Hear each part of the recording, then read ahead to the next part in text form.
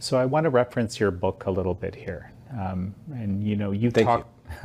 No, my pleasure. It's quite the tome. It includes a series of essays by, a number of them have been on the American Thought Leaders program here with me on various topics. You divide it into three parts. You start with, what is the... I use the metaphor of how a physician approaches a patient.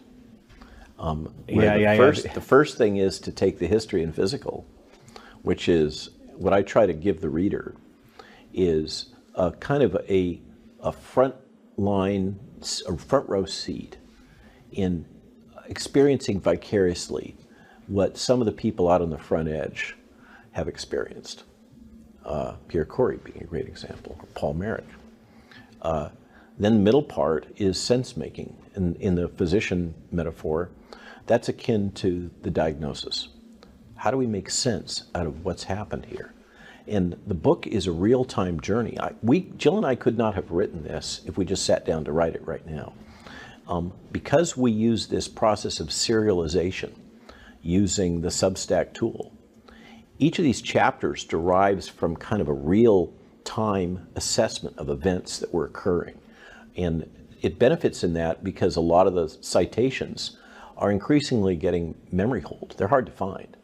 One of the things we're talking about with the publisher is to grab all those citations and put them on a website that's going to be protected so they can't be memory hold and deleted. Then the third part is this better future coming. Basically, in the metaphor of a physician treating a patient, the patient in this case being the entire Western world, what can we do about it? What is the treatment plan?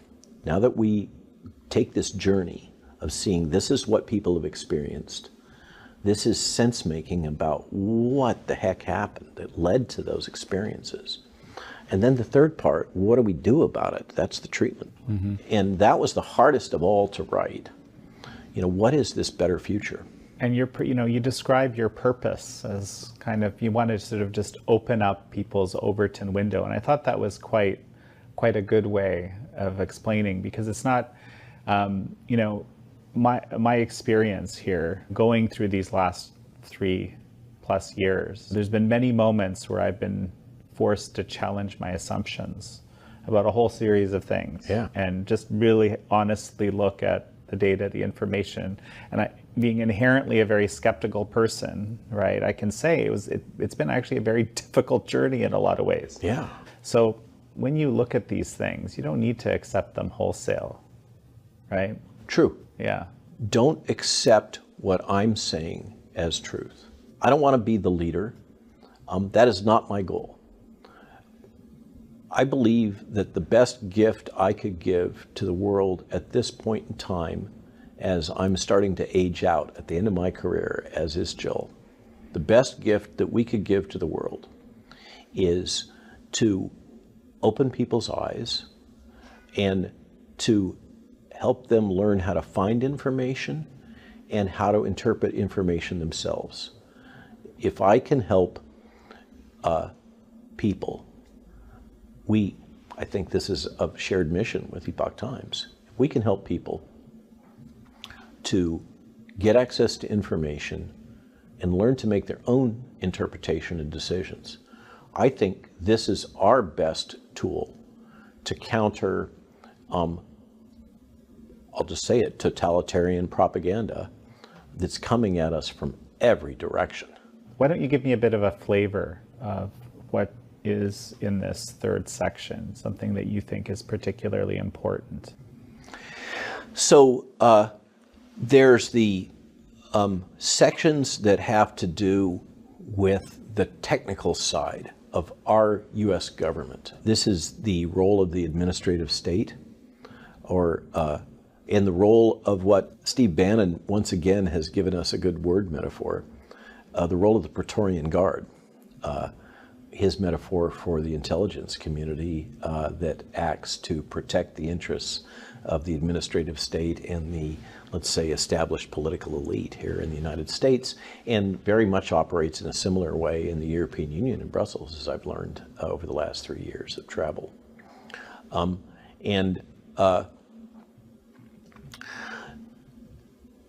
what allows that, what in part significantly enables it, is what many consider to be an abrogation of authority by the legislature in the United States. We're supposed to have 3 co-equal branches, and they each have segregated duties. And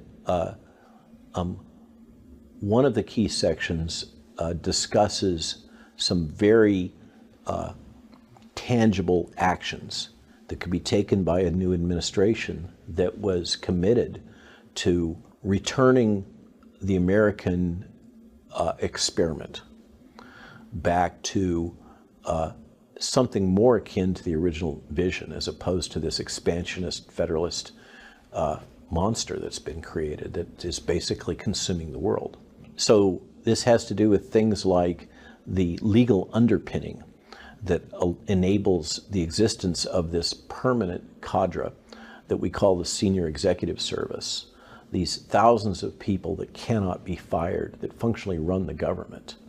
And whatever you think of Mr. Trump, and there's obviously a diversity of opinion on this, and I don't want to get into it, part of my personal journey has been to come from that place of a stereotyped version of Mr. Trump that was promoted in corporate media that I bought, just like so many others did, to realizing that a lot of that was propaganda, and that a lot of things that were done during that administration were dead on. And one of those is Schedule F. This very clever effort to administratively reassign the employment classification of all these federal workers that surround us here in DC, in the Beltway, and throughout the country. In fact, the most influential ones is the ones that it inadvertently targeted. It was a very interesting. Yeah, and no surprise that this was the thing that he managed to finally get through all of the court obstacles that are thrown at anybody that tries to change employment law having to do with these key federal employees. And Schedule F finally overcame the last legal hurdles.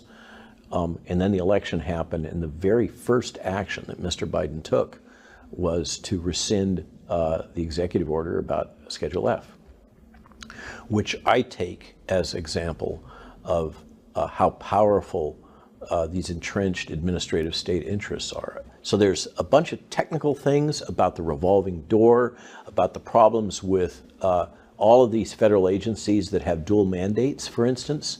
So, to take it out of the context of COVID, remember the 737 MAX?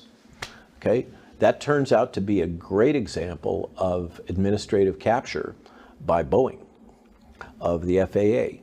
We have abundant examples of capture of the USDA by Monsanto. I mean, the head of the USDA for years has had close ties with Monsanto. All of these federal agencies that have dual purpose, they both regulate the industry and they promote the industry. We have to separate that. That cannot continue. It's at the root of the corruption. Now, my colleague Peter McCullough likes to point out the FDA under emergency use authorization acts as both the sponsor and the regulator of these medical products. Okay, that can't happen. That is, in anybody that has had accounting 1A knows that that's wrong. Okay, you have to separate those kinds of functions or you get corruption. It will happen. Humans are humans. They behave in certain ways in response particularly to money. The corruption of the FDA and the CDC is at such a stage now that I think it is so self-evident that only the most hypnotized deny it. So there's that kind of technical stuff about the administrative state and what can we do about it. I put it there because we need to have discrete action items that could be taken up by another administration. That was the intention. Do I think that that's going to resolve the problem? I'm afraid that the loss of integrity throughout our government is so deep and profound, and we see it on a daily basis. We see it with, I'm sorry to pick on him, but Dr. Fauci is a skilled liar, as is typical of people that have been through the training in our intelligence community.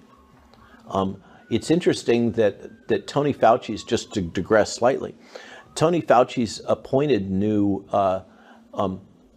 stand-in during this time where he's resigned, has all the hallmarks of intelligence community.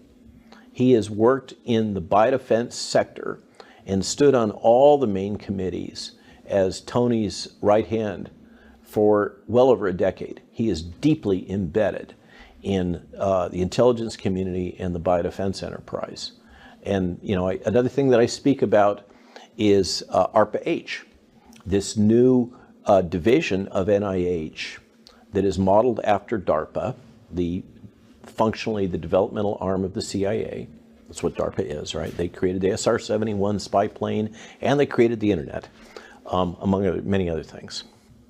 We now have an entity of similar structure, led by a former DARPA program officer now, that has a line item budget for the first year of $1 billion with no detail for what appears to be advancement of transhumanism and biometric identification and all of that agenda within NIH. It's basically the intelligence community moving in within NIH. So we talk about this, but we also talk about the better future that people can enable on a personal level. And one example that I love is this group in Italy called epokrTV, which is the Italian spelling for Hippocrates, that have now created their own medical school. They are running into all kinds of obstacles to enable their intentional community network of alternative medical care and physician training programs and public training programs. But I think that they really offer some hope and some vision there. We also talk about basically victory gardens, empowering people in this landscape in which we are globally facing major risks of food shortages. And this has been a theme of Jill and I for many years. And it was part of the original book that she put out. Actually, that chapter is derived from the chapter that was in that original book of how effective victory gardens were during World War II. They produced a huge amount of food. They set up victory gardens in Central Park in Manhattan. Can you imagine that now? But they did. They were enormously productive, and it's something that people can do themselves to change their own trajectory and to enable them to be more autonomous, to maintain personal sovereignty. So the last part is this kind of mix of technical things that need to be fixed within the government, and can we fix them? I don't know. Through very pragmatic things about how to enable a decentralized future for all of us, as opposed to this very dark fourth industrial revolution, transhumanism, central command economy world that these transnational organizations and really globalist organizations like the World Health Organization, United Nations, etc., seem to be so actively, to use their own words, shaping for us. And this gets to the carbon credits and all those things. We don't have to live in their world. And I think that our opportunity now is to help build a vision and a way of interacting that can better capture the potential of humanity in a decentralized way that celebrates our diversity without needing to try to enforce some centralized diktat of how we are to live our lives. And I think that's the opportunity with a persuadable middle. Let's all take a little time to think about what the world we would like to live in looks like. And that's kind of the other part of that last section of the book, is trying to lay out How do we start to get there? And I want to say clearly and explicitly, I don't know the answer. I think I can help contribute some ideas about process, but I'm really wary of people who think they know the answer and want to tell us what it is. I've come to really mistrust those people. We can all agree that this enabling better future of decentralization, where we all have our own little version of an Amish community and we're all matrixed together, and let's create a think tank to figure out how to do that, which loops us right back into the same problems that we currently have. How do you envision a future that has never existed? How do you envision a way of organizing humanity that's different from anything that's been tried before? Because what keeps coming back at us is a 19th and 20th century version of somebody's utopia, whether it's Marxist or whatever. And I'm sorry, that's yesterday. How do we get to 21st and 22nd century thinking about how to organize ourselves in a world of these vast social networks and virtual interactions that have all kinds of emergent properties? I don't know. And I don't think any of us know. But I think it's a journey we're taking. No, absolutely. And this is a journey we'll be taking together. Dr. Robert Malone, it's such a pleasure to have you on. Thanks, Jan. Thanks for joining us for this episode of American Thought Leaders with Dr. Robert Malone. We're actually going to head over to Twitter Spaces right now to do a live Q&A, and we have a short link for it. That's ept.ms/Malone Space. Again, ept.ms/Malone Space. See you there.